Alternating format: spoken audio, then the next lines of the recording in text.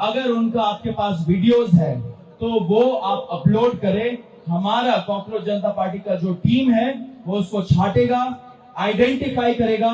एक एक पुलिस वाले को हम आइडेंटिफाई करेंगे एंड उनके खिलाफ एक कंप्लेंट फाइल करेंगे, ये बोलते हुए कि एफआईआर उनके खिलाफ फाइल होना चाहिए। में शांतिपूर्वक प्रदर्शन का आह्वान किया है। कल हम लोगों ने लिस्ट भी शेयर की थी। लगभग 150 से ज्यादा शहरों में, जिलों में ऑलरेडी प्रदर्शन चल रहे हैं और जिस तरह के हमें मैसेजेस सुबह से आना शुरू हुए हैं, आज देश के हर जिले में प्रदर्शन होने जा रहे हैं। हम कॉकरोच जनता पार्टी के तमाम समर्थकों का बहुत धन्यवाद करते हैं। शांतिपूर्वक अपनी बात बनाए रखें। हमें सरकार पे लगातार दबाव बनाना है और तब तक पीछे नहीं हटना है जब तक धर्मेंद्र प्रधान जी इस्तीफा नहीं दे देते।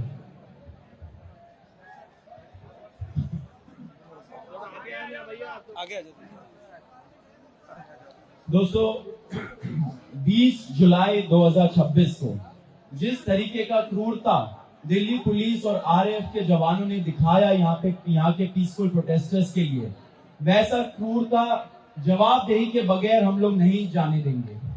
तो जैसे हम लोगों ने पहले दी है कि हम लोग चुप नहीं बैठेंगे, हम सब याद रखा जाएगा एंड हम लोग भूलेंगे नहीं कि क्या हुआ उन लोगों के साथ। एंड इसी वजह से हम लोग एक वेबसाइट लॉन्च कर रहे हैं। उस वेबसाइट में हम लोग सारे प्रदर्शनकारियों को रिक्वेस्ट करेंगे कि जिन जिन पुलिस वालों ने उनके ऊपर हमला किया, अटैक किया, उनका सर फोड़ा, अगर उनका आपके पास पिक्चर्स है, अगर उनका आपके पास वीडियोस है तो वो आप अपलोड करें। हमारा कॉकरोच जनता पार्टी का जो टीम है वो उसको छाटेगा, आइडेंटिफाई करेगा। एक एक पुलिस वाले को हम आइडेंटिफाई करेंगे एंड उनके खिलाफ एक कंप्लेंट फाइल करेंगे, ये बोलते हुए कि एफआईआर उनके खिलाफ फाइल होना चाहिए। अगर दिल्ली पुलिस एफआईआर नहीं फाइल करती है ऐसे दहशतगर्दों के खिलाफ, तो हम लोग कोर्ट भी जाएंगे।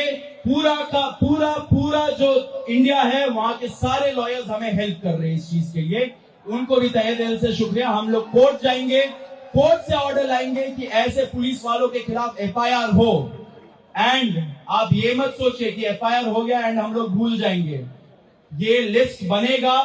ऐसे पुलिस वाले नहीं है, ये लॉ एंड ऑर्डर मेंटेन के लिए नहीं है, ये हमारे सेफ्टी सिक्योरिटी का ध्यान रखने के लिए नहीं है, ये गुंडे हैं। जब टाइम आएगा हम लोग इंश्योर करेंगे कि वो एक एक पुलिस वाला जेल जाएगा, जेल के सलाखों के पीछे जाएगा।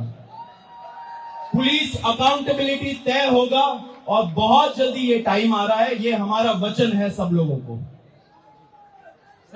मेरा एक सवाल है अभिजीत जी, ये एक मिनट आप क्वेश्चन पूछ लेना। एक और चीज हो रहा है पूरे दिल्ली में। रत्ना जो हमारी पॉइंट ऑफ कांटेक्ट है लीगल की,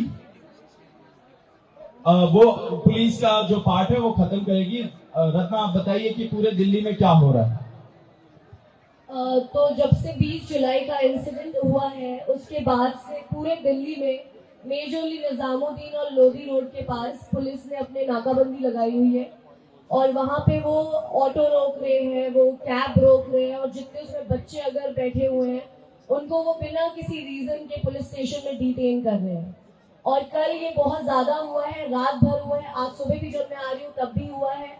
हमें लॉयर से पता चला है कि वहाँ पे जब वो जा रहे हैं तो उन्हें पहले मिलने नहीं दिया जा रहा है और उनको बहुत ज्यादा ट्राई करना पड़ रहा है, लीगल जो उनको असिस्टेंस देनी है उसके लिए। कल एक लॉयर को भी निजामुद्दीन में डिटेन कर लिया था। हमारे जो बच्चे यहाँ पे खाने का सप्लाई लेके आ रहे थे उनको डिटेन कर लिया था।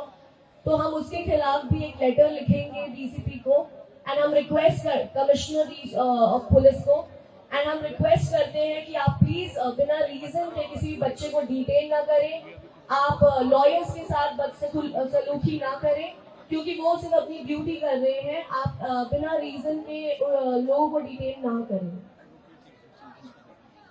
And I would also request Advocates Association in Delhi कि वो आगे आए और जो भी बच्चे डिटेन हो रहे हैं उनकी हेल्प करें।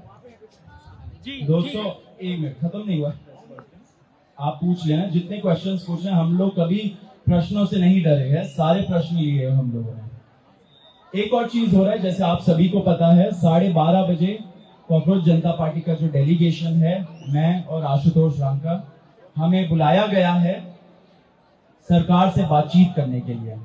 उस साइड में जितना हमें पता है इंफॉर्मेशन, अभी जेपी नड्डा जी होंगे एंड साथ में जितेंद्र सिंह भी होंगे। हम लोगों ने 2 कंडीशन रखा था 20 तारीख का जो फर्स्ट राउंड ऑफ टॉक्स था उसके बाद, कि सरकार को मंशा लेके आनी पड़ेगी कि वो हमारी जो बातें, हमारी जो डिमांड्स है वो सुनेंगी, वो एक्सेप्ट करेंगी। कुछ चीजें नॉन नेगोशिएबल है, आशा है कि वो जानते हैं क्या चीजें नॉन नेगोशिएबल है।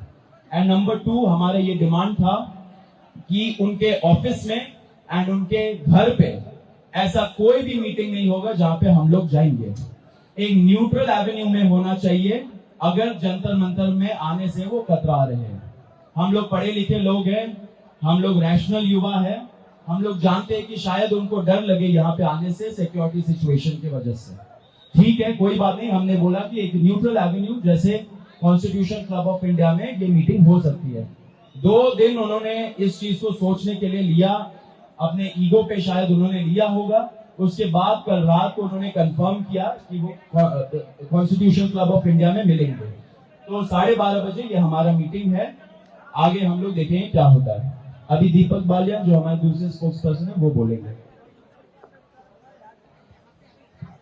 साथियों, आज देश भर के तमाम किसान मजदूर संगठनों का हमें साथ मिल रहा है, सबका हमें सहयोग मिल रहा है और पूरे देश के किसान संगठन, मजदूर संगठनों की संवेदनाएं हमारे साथ हैं। उसके अलावा में देश भर के जितने भी किसान